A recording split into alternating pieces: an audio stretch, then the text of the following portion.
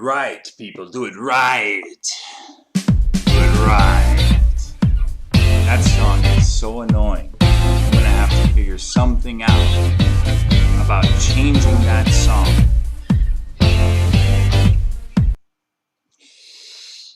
Yeah. Let's not do that anymore. I will have a new song for you by next stream. I didn't even realize just how annoying that song can be.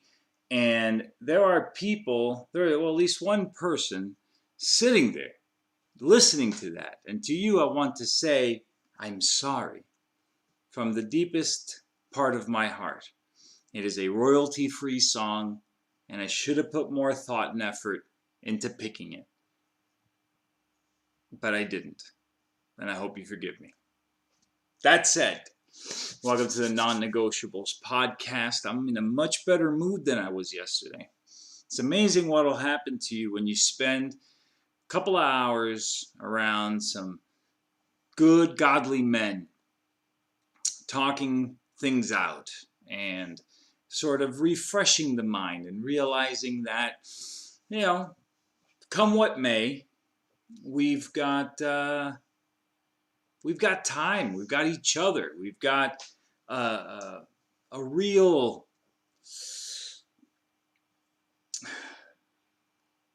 faith here, or not, but I do. And I don't know, I think that I spend way too much time moping and in despair mode, which is just not good. It's not good for you, it's not good for me, it's not good for anybody.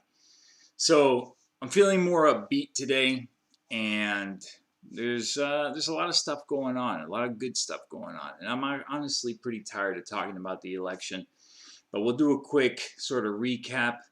The stuff that's been coming out, those hearings that Giuliani and his crew have been having in Pennsylvania, in Arizona, in Wisconsin.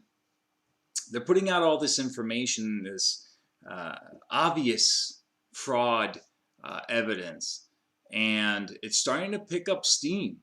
There's a noted change with CNN and all of the monsters in mainstream media. There's a noted change with them where they were talking about there is no evidence of fraud and our elections are safe, to no evidence of widespread fraud, to now there's voter irregularities, but not enough to change the election, and so on and so forth. And most recently, there came out a few numbers that are just insane. In Michigan, a complaint came out where they basically show as many as 290,000 illegal votes. And this is the thing that keeps popping up, right? And what I mean in this case with the 290,000 illegal votes, it's 290,000 votes that they can't see a voter for, that they assume that it is Dominion, the actual software, the actual app, is what gave those votes. And the thing is, why not investigate it, right? This is the side of the fence that's been saying, well, if you're sure that Russia didn't hack the elections, then what's the problem with investigations? Let's have the investigation. Let's take a look. Unless you're scared. And so it's the same thing here. What's wrong with investigating? Let's take a look. Why does Dominion want to delete and basically format the drives of their voting machines? What could possibly be the reason for that? Why not? Why can't we investigate? Why can't we look at the server farms in Germany or wherever the hell they are? And who's to say that some of those 290,000 votes aren't for Trump? What if Dominion was cheating for Trump? But nobody believes that, right? Absolutely nobody believes that. The problem with digging up fraudulent votes is that they are almost entirely votes for Biden. The problem with cleaning up the voter rolls before the election, there was a big to do about that because Georgia wanted to clean out the voter rolls of all the dead people. The problem is because dead people don't vote for Republicans. The obvious, consistent issue is that every one of these fraudulent votes that are found are going to be for Biden. Our side doesn't do this stuff. But they fight it anyway. In Pennsylvania, this I heard about when it happened.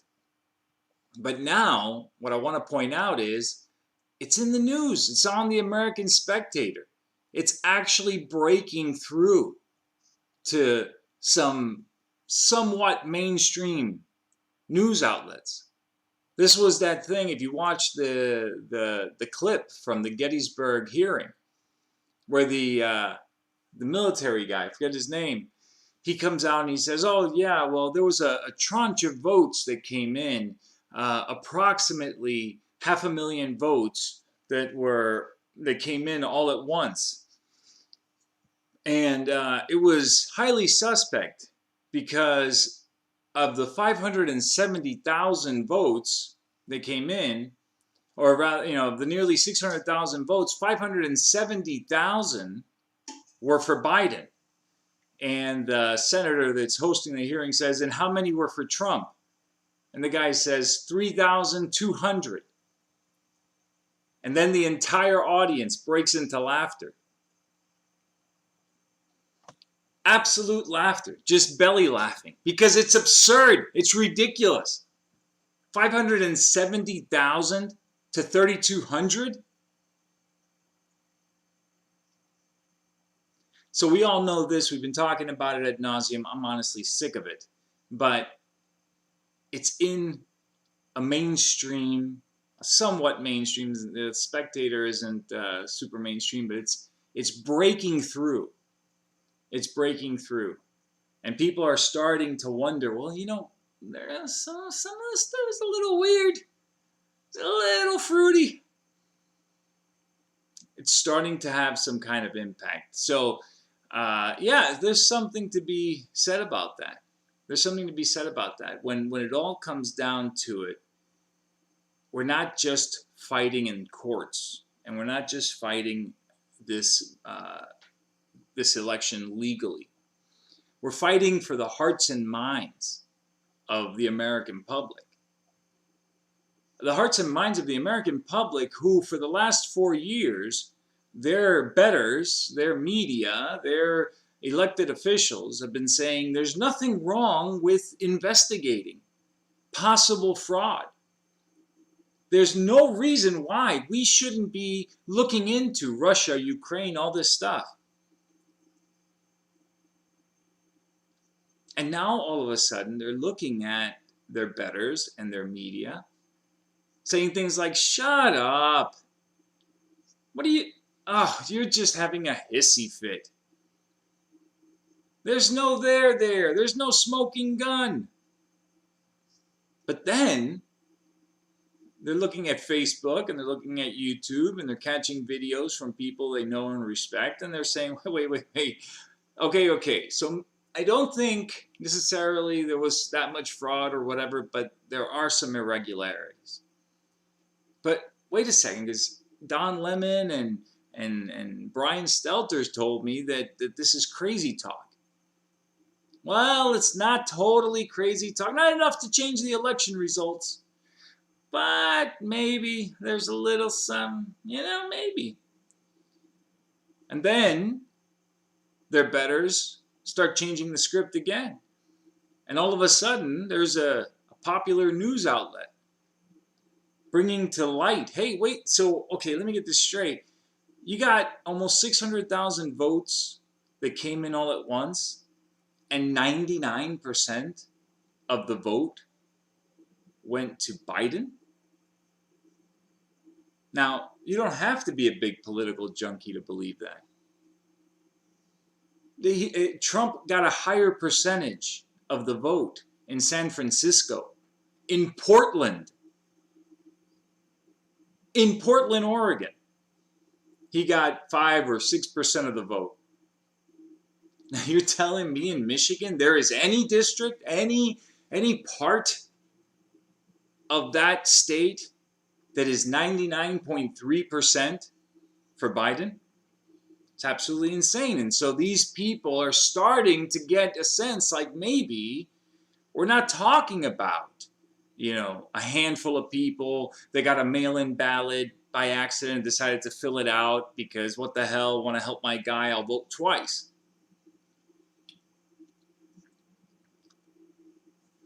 And before we know it, I think there's a very good chance that before December 4th or 13th or whatever the next date is, we're going to see some actual mainstream media capitulation.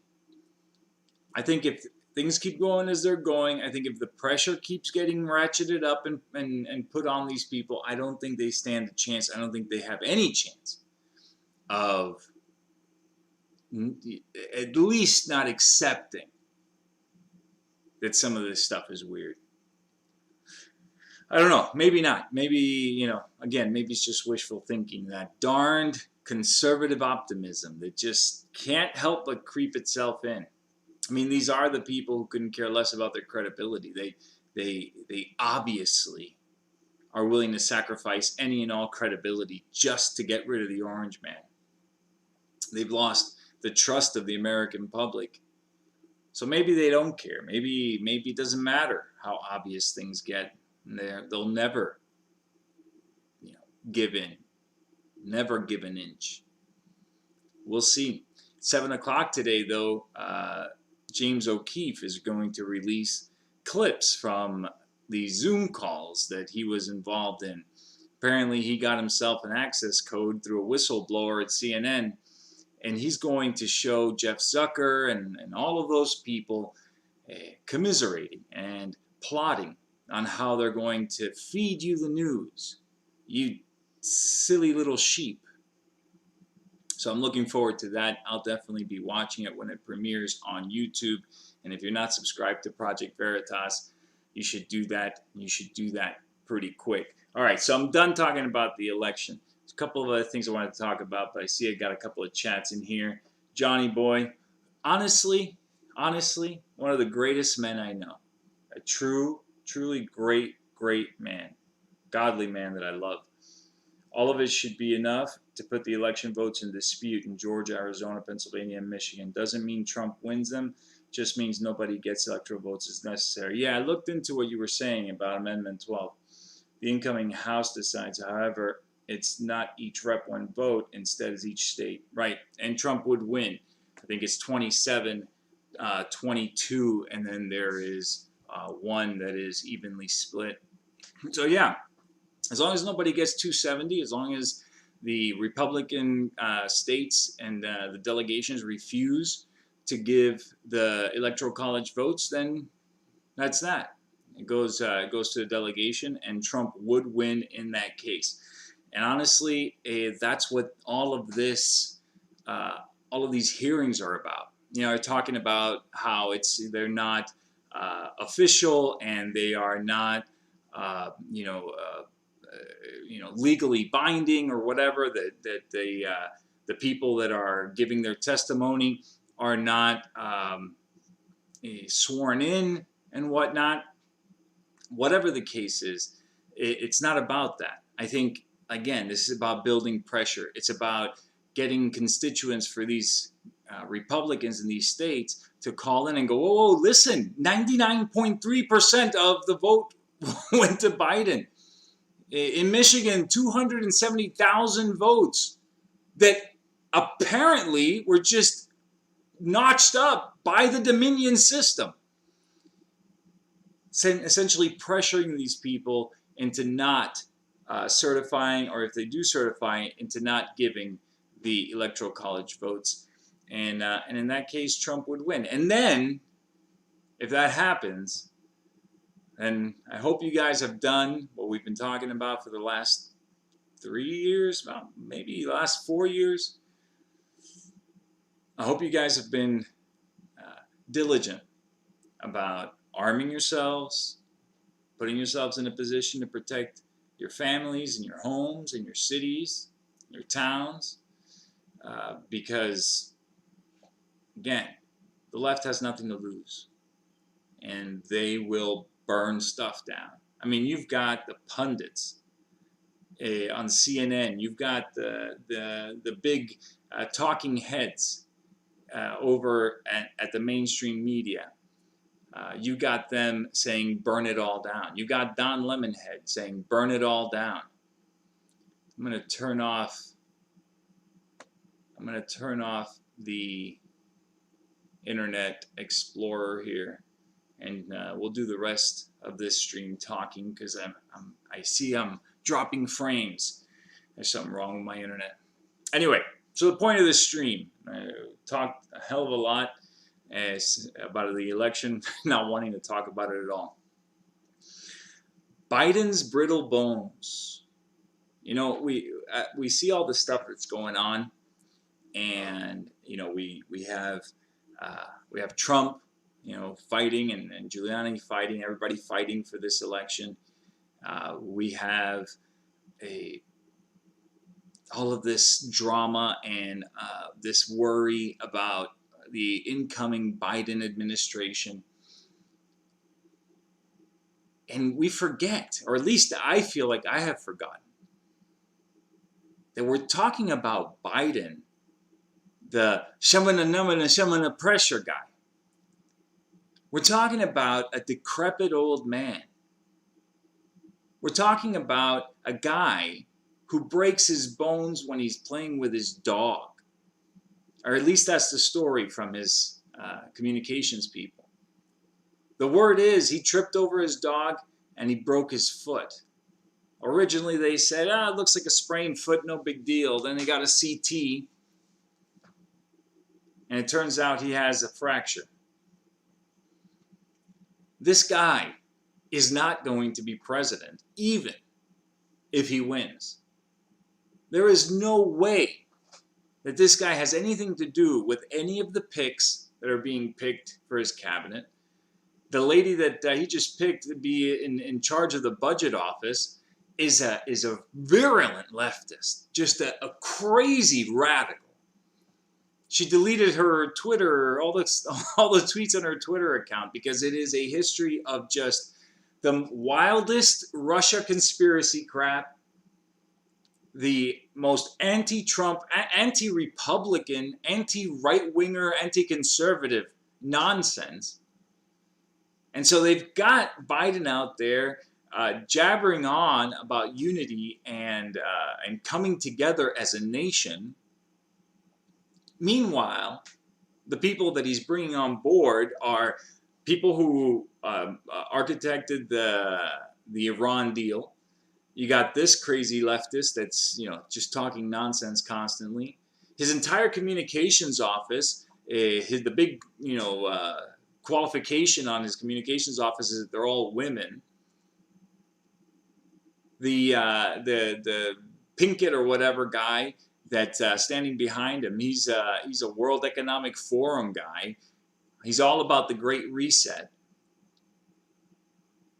It is an incredible thing to watch. And so Biden is bringing on all these people, not because he's bringing them on, but because the leftists have taken over the party. Biden they're just keeping him alive until inauguration. And then it's over. Biden will not be the president. And like I've said before, I don't think he makes it to Valentine's Day. I don't think he makes it to Valentine's Day. And then Kamala Harris will step in, and her VP will be the real force behind all of this. Now, some people are thinking Hillary Clinton. I don't know. I really don't know. Maybe Michelle Obama. Maybe Michelle Obama. She's been lying for years, saying she's no interest in being president, but you know that she does. And here's the thing I don't understand for the Democrats. You realize your party couldn't care less about what you want? Your party operates however the hell they want, period. In 2016, you guys wanted Bernie. At least enough of you did where the guy had a fighting chance. And then they used their, what do they call them, special electors or special delegates or smarter delegates or whatever the hell they call those people. Didn't matter what the votes were. They had their people already slated to go ahead and vote for Hillary from day one. The problem is that they believed their own stuff, right? They believed their own propaganda.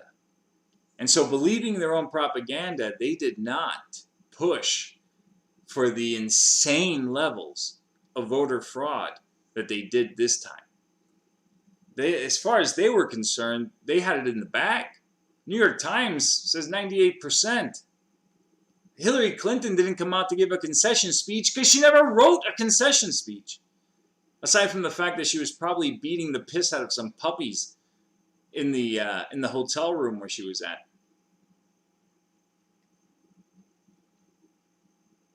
Why didn't she call for a recount? Why didn't she call for a recount? I mean, based exclusively on the polls, it would have been enough reason. In some counties, she lost by like a handful of votes. In Michigan, I think it was 20,000 votes. Well within the margin to ask for a recount. Why didn't she ask for a recount? Is it because she didn't want to put the nation through that? Is it because her love of country and her care of democracy was such that she couldn't bear to bring the nation to doubt the integrity of the election? God, she's a saint. Meanwhile, she spends the next 4 years saying that our elections were hacked by $100,000 in Russian-bought Facebook ads. No, she didn't want a recount. She didn't want the election results looked into because she knew that this fraud scheme that the Democrats have had in place already for untold number of elections would be discovered then. So without a clear victory, she wasn't going to ask anyone to look at anything. And so she had to just suck it up and take the L. That's why she didn't ask for a recount. But now they weren't going to let anything stand in their way. And they went so hard and so over the top that they actually made it so that Brittle Biden, Depends Joe, they made it so that he got 81 million votes, blowing Barack Obama out of the water, making him look like a first-year senator. Well, actually, he was a first-year senator, or damn near it. Making him look like just a lucky egg. Somebody tweeted that obviously the Obama won not because of him, but because so many people wanted Joe Biden. He's the one that led Obama to victory. Clearly, there are 81 million people who would brave the Rona, would brave the cold and the rain and the sleet and the long lines just to vote for good old Joe. Good old Joe! Oh, Joey! God love you. 81 million people. Now, they wouldn't bother going to see him at his rallies, right? I think they capped out at 200 cars at the drive-in rally. Talking all that nonsense about how they want to limit the number of folks in the rally because of COVID. The fact is that the number of requests they got for actual attendance was in the tank.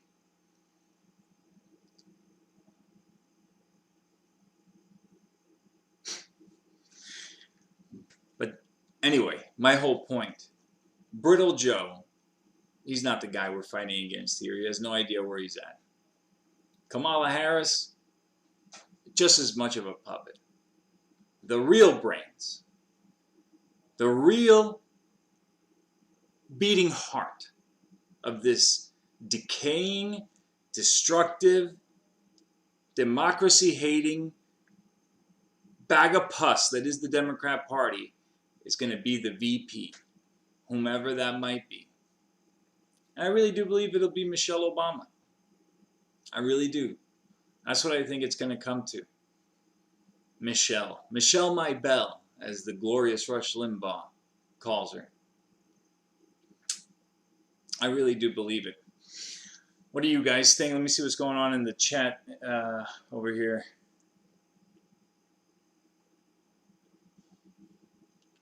Definitely Glock ready. Lydia. Lydia's great also. You guys, if you guys don't know her, you should connect with her. She's awesome. I hope you are right, Johnny. House delegation vote is the way. Yep. Pee-wee retracted his statement. What did you say, Pee-wee? What did you say? Were you naughty? Biden is just a puppet president for the leftist. He is worthless. But if he wins, people will be protesting. The election, the most fraud and interference in U.S. history. I agree. Biden is an empty suit, a placeholder. Biden will be in a wheelchair, not in the White House. Super delegates. Super delegates! That's what it is. Super delegates. What did I say? Smarter delegates? That's how they treat them. But no, they're super delegates. Super delegates. That's right. The Avengers of the delegates. The Thor, or who's the guy with the snapping fingers of the delegates. They snap their fingers and the American people's will be damned. Yeah. Exactly. She knew she would be found out. Yeah, I'm sure that's why. You mean the Jeep dealership? No, I just fixed the word. Okay. Kamala Harris is just so excited about being VP. You could tell by the smile on her face. She knew that the election fraud had this election in the bag for the Democrats. Yeah, I don't doubt that for a second. I think this is all. I mean, look, think about what happened with the primaries. Just think about that. All of a sudden, all of the candidates, all of them, they drop out on the same day. They all decide to back Joe Biden. All of them. Even the Pocahontas. Pocahontas stole Bernie's platform. Her platform and Bernie's platform were identical. Kamala Harris stole 80% of Bernie's platform. And she backed Joe Biden. Democrats, how the hell do you still support this party? They don't care about you. They don't even think about you as their voters. They think they got you by the short and curlies. You're never going anywhere. They treat you like the red-headed stepchildren of politics. You are just not even an afterthought to them. They make their deals and they put in whoever the hell they want, and you don't have a say. Just like with the whole cancel culture stuff and everything that they're doing now, you fall in line or you're dead. There is nothing there for you. Now, on the conservative side, we will negotiate with you. Conservatives don't think that there should be universal health care and all this other stuff, but we are down with letting Medicare run, and we will, we come up with ways of bringing prices down, and we will help to get you closer to your health care is a human right thing. But that's not what you want, right? That's not what you want. You're just like the politicians you support. It's my way or the highway. 100%. Nothing less. That's not a society. That's not a country. That doesn't work that way. It cannot possibly work that way. There's no way that we can keep this little experiment going. It's one of those things that we would call non-negotiable, shameless plug. So the only way societies work is if there are some non-negotiables that we all accept as gospel. And one of those is compromise. One of those is deciding that the country must stand. How about that? Let's not say compromise, because there's things that are, again, non-negotiable that we shouldn't compromise on, we should stick to our guns on. But how about the acceptance and the belief that the nation must stand? That the nation state must exist. Because a world with America is better than a world without America.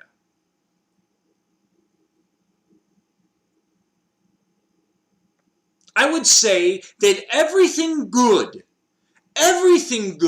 without an exception, without a caveat at all, that is true about geopolitics since, call it, 1800, everything good has been because of and through this nation, America.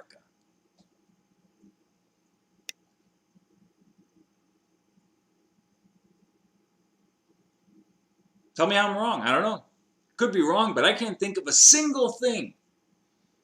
Even the good things that other nations did, they did it in competition with America because we are that shining city on a hill. So can we just accept and agree that a non-negotiable part of America and being an American is that America must stand?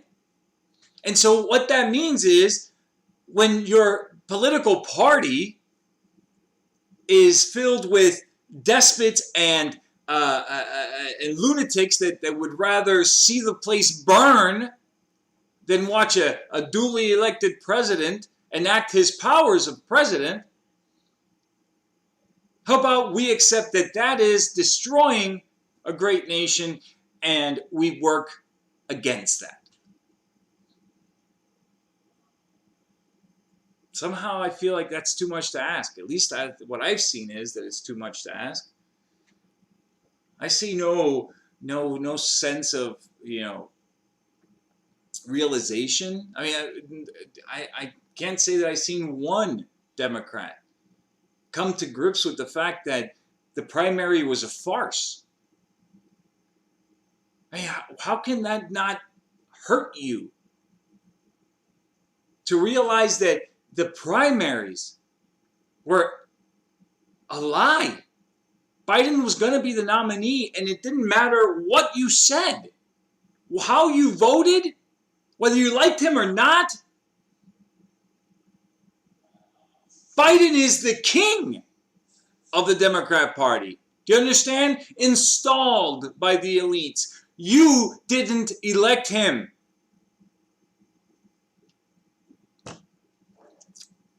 And how does that fly? How are you okay with that? I can't imagine.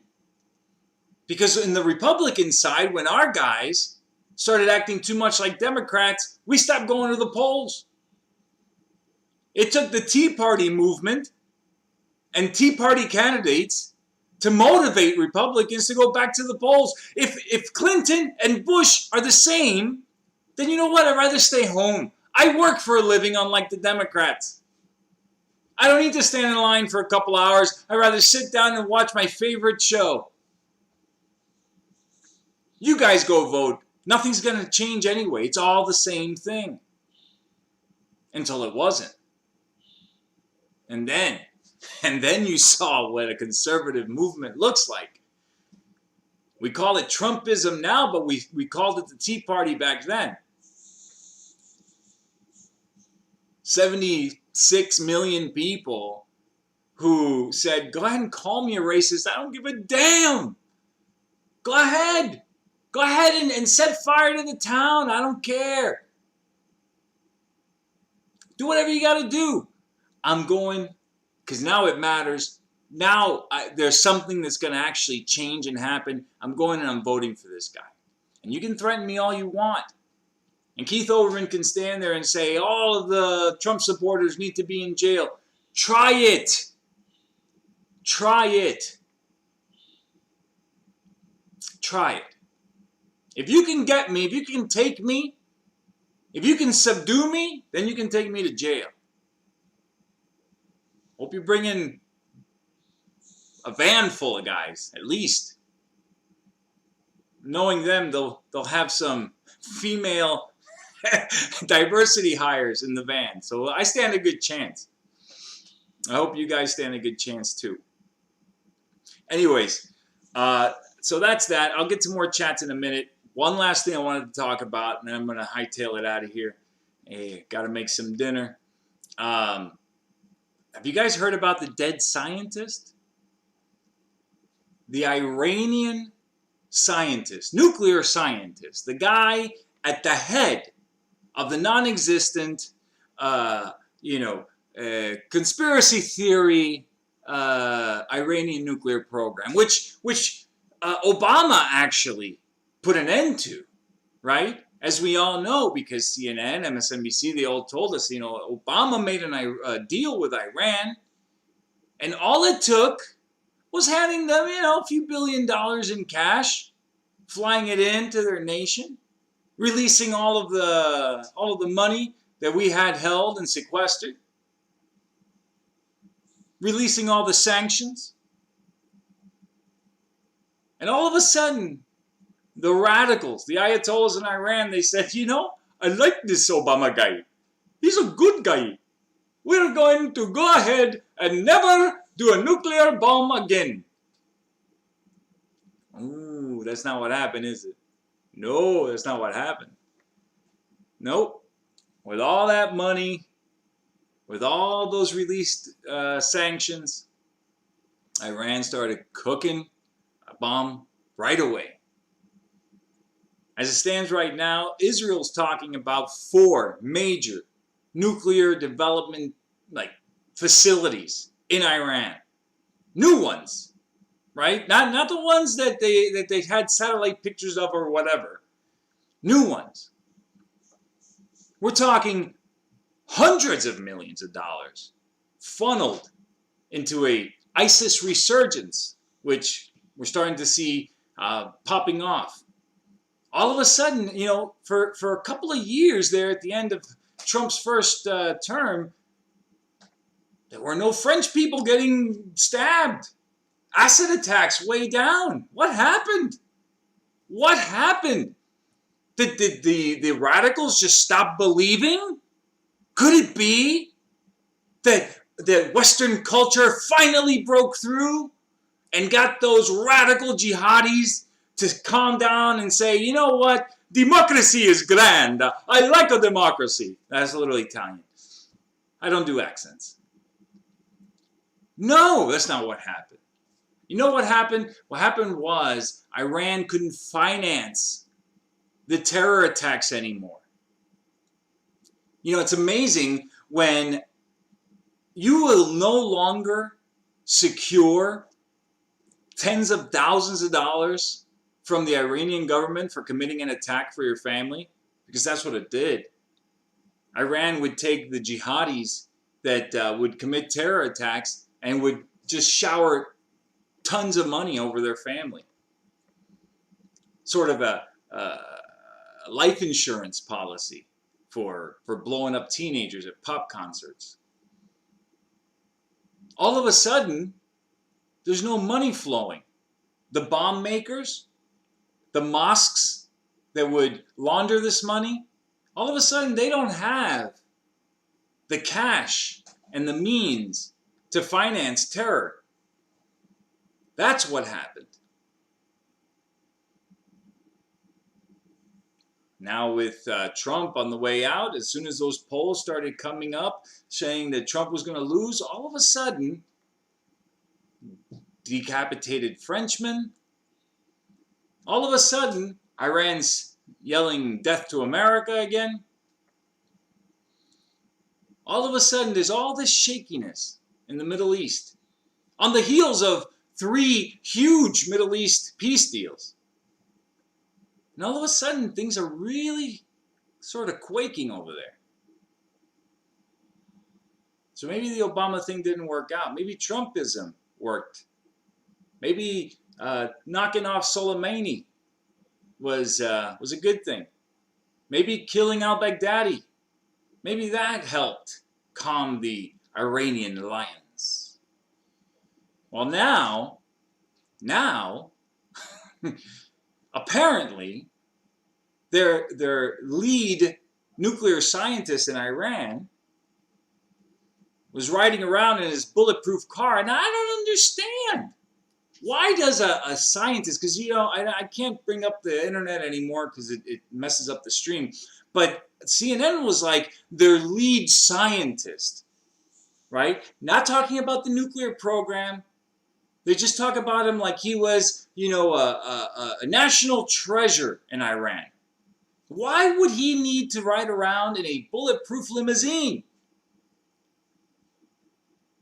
Not only was he riding in a bulletproof limousine, but he had 2 or 4, there's conflicting stories, National Guard cars riding along with him. And so they're riding down the street, this simple scientist with a hell of a lot of bodyguards, state-sanctioned and paid-for bodyguards, riding down the street. He's chilling in his bulletproof limo, probably listening to Cardi B. I got that wet ass. I say, you know how they do. Those Iranians get down. And then they hear something hit the car. A bit of a tuck, tuck, tuck on the car window. And because nuclear scientists are not known for their street smarts, he decided to get out of the car to see what's going on.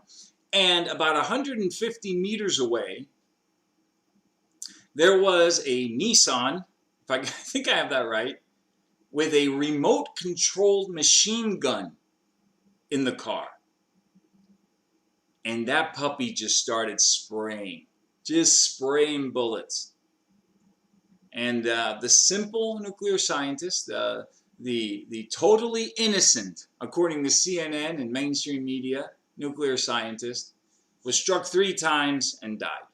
Now, what do the intelligence people say? Now, mind you, nobody's taking responsibility, right? Netanyahu says he doesn't know anything about it. Though, if that's a Mossad hit, like I've never seen one. I mean, that's what Mossad does, right? Just last month, there was another Iranian guy. He's walking down the street. 2 black-clad guys on a motorcycle, riding down the street. The guy's walking down. The guy on the back of the motorcycle just empties a clip into this guy. Motorcycle just jets it out of there. Nobody saw who they were, what they looked like, nothing. Another Mossad hit. So I'm thinking Mossad. Iran is blaming the U.S. and Israel for this hit. But, I don't know, remote control machine gun, I'm thinking Israel. But whoever it was, good on them. Screw these guys. This is the guy that's out there with the calculator figuring out how many megatons it would take to bring down New York City. So they just knocked him out. Did you hear about it? Because I hadn't heard about it. I think I heard a mention of it, but this is big news. But it's not in the media. Now, all of a sudden, Iran's saying it's time for retaliation. And what does our political insiders, what do they say? What do they let out of the bag? On one of these talk shows on Sunday, I can't remember the guy's name, he said something along the lines of, Iran needs to just relax, and the incoming administration will be able to renegotiate deals, etc., etc. In other words, don't worry, Ayatollahs. The Democrats are going to take over. We're going to go ahead and give you your cover, give you all the cover you need to develop your nuclear weapons, to potentially destroy Israel, to do whatever the hell you want. For whatever reason, they feel like that's what they need to be doing. And so Iran is saber rattling, but they're not that stupid that they're going to do anything. But if Brittle Bones Biden gets in, well, God only knows what'll happen next. Those peace deals, I hope they were written in permanent ink or with a Sharpie or something, because I'm thinking maybe they're gonna go away just as fast. But pretty cool story. I thought it was very interesting, and kind of like the idea of a remote control machine gun taking out nuclear bomb makers. All right, let me get through this. Some of these chats, and then we'll take off and we can all enjoy some dinner. Remember, Trump got more votes during the primaries than all the Dems combined. I know! That's a great point. I hadn't even thought of that. More people went out to vote for a guy that was running uncontested in the primaries. He was going to win. Nobody had to vote for him. There was no reason to bother yourself going to vote in the Republican primaries because he was running uncontested. I mean, there was some little prick that was, had his name on a ballot here and there, but I know! And a guy running uncontested got more votes than all the Democrats combined. God, I just don't understand it. Obama blew up 98% of the health insurance sector to cover 2%, mostly illegals. They have blown up the economy with COVID. They will stop at nothing to gain power. 100%. 100%. It's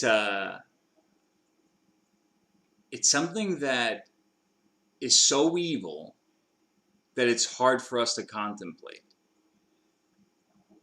The average decent person says, why? Why would anyone destroy this country like that? Clearly on purpose.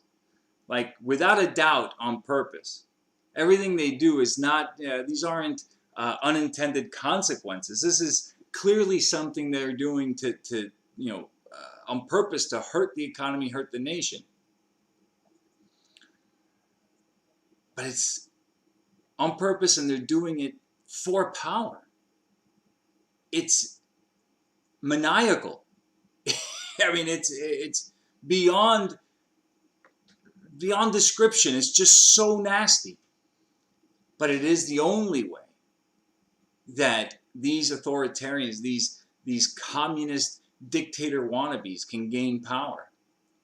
I mean, it's okay for a while when you can use identity politics and you can just sort of get the uninformed people to vote for you because they want to feel like good, virtuous people. But when that goes away, right? When the other side, when the Republicans are no longer playing along, right? Because that's the thing. Right up until Bush, Democrats and Republicans, we were all playing the same game. The political guys were, right? Everybody was playing the game towards a one world government, new world order stuff. Bush said it, Clinton said it. That was the goal. Now all of a sudden, people are waking up and go, wait, so hold on. There is a difference. There is a difference between Democrat and Republican. There is a difference. There is a way to govern that is actually good for Americans, that is America first. And look at the outcome. And that scared the hell out of the Democrats. You're waking up the zombies, Trump. The people are actually clamoring for freedom again, rather than security. We had them scared, damn it. We had them scared. We had them begging for us to take over 98% of the healthcare industry because they didn't want to be one of the overblown statistics on CNN that said that they are bankrupt, that the medical situations, medical costs are bankrupting Americans. If you get cancer, you're going to die on a gurney in some hospital waiting room. When we all know it's not true. When I experienced in my own life, my wife's grandmother, who was here illegally, by the way, at 82 years old or 84 years old, she falls, breaks her hip. South Miami Hospital gives her a new hip, 6 months of physical therapy at no cost. And when Obama's asked about health care, he says, well, you know, your grandmother at 80, you know, maybe we don't do the surgery. Maybe we give her pills to make her more comfortable, right? Rationing health care. When without Obamacare, the 84-year-old grandma got a $110,000 surgery when you include all of the rehabilitation that she did.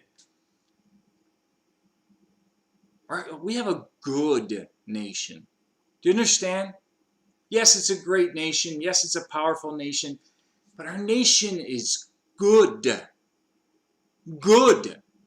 In the godly sense of good. Loving. Healthy. Vibrant. Virtuous. Virtuous.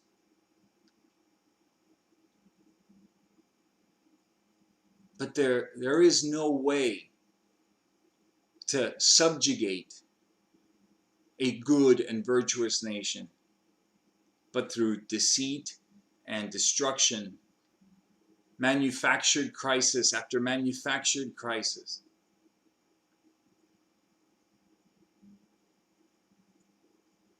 Make them busy, make them frantic, put them in debt, and then scare the piss out of them at every turn. Bring them to their knees so that they're just begging the government, please secure my next meal. Please.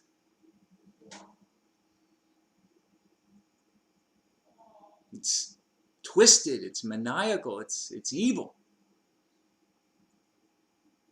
It's evil, it's truly evil. When you consider that one of the parties in this country, the Democrat Party, the needier you are, the hungrier you are, the more destitute you are, the more sure that they are you're going to vote for them. Do you understand what a twisted and freaking horrible set of motivations that is? They only succeed, they only get power, they only get elected when you are needy and hungry and scared. Because the moment you can do for yourself, the moment you're self-sustaining, the moment that you have the wherewithal, the business, the family, the ability to take care of yourself, that moment, that instant, you don't vote Democrat anymore.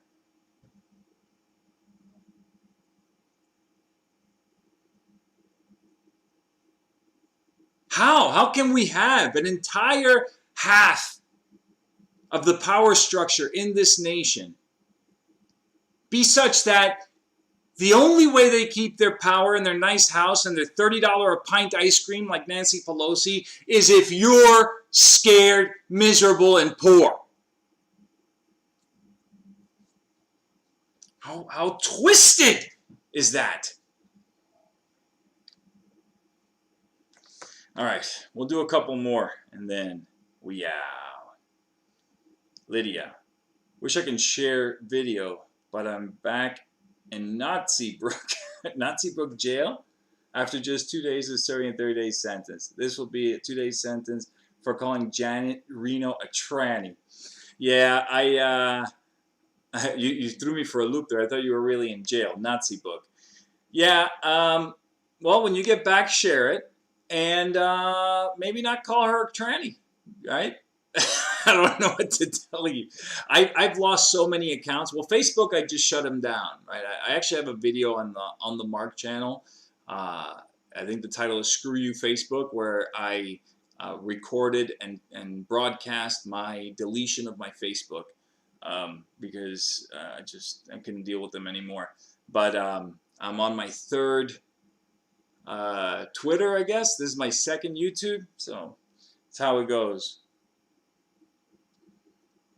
Nazi book allowed me to share your video. I guess my dispute worked for once. All right, good.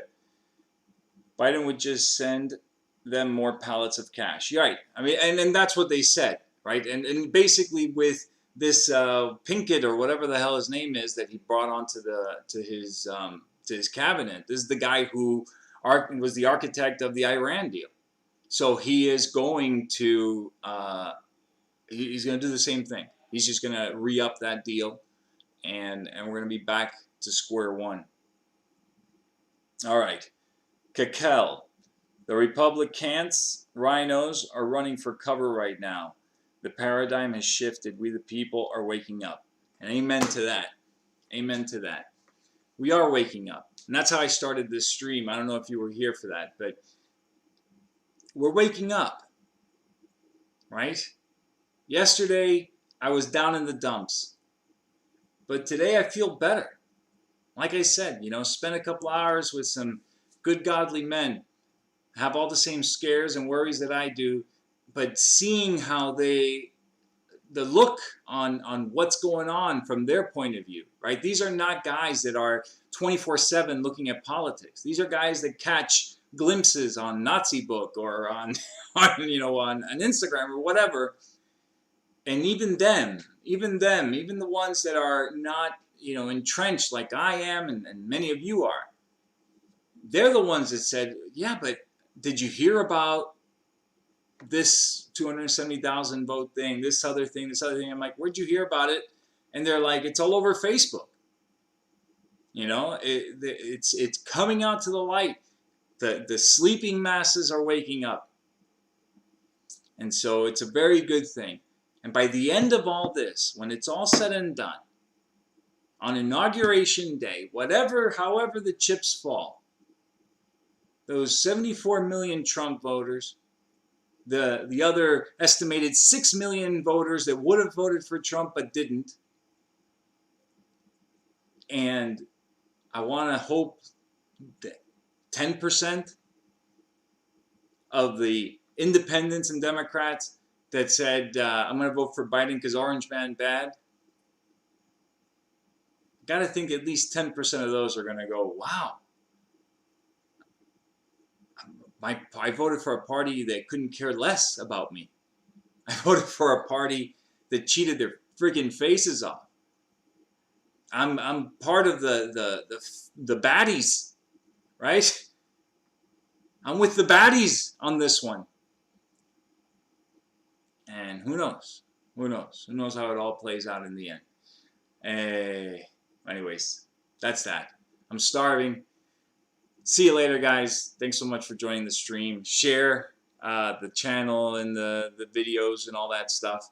Like I said, let's get this channel to 1,000 subscribers, and then we can start to do some real damage. All right, I'm out.